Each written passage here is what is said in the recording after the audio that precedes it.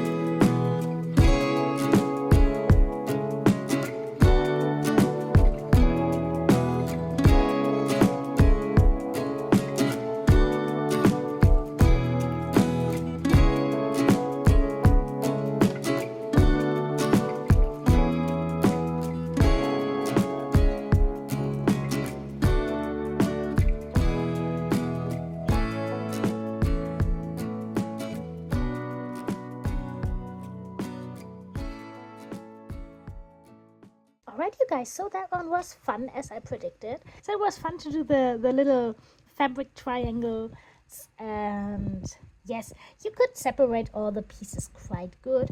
We've got a lot of posters here.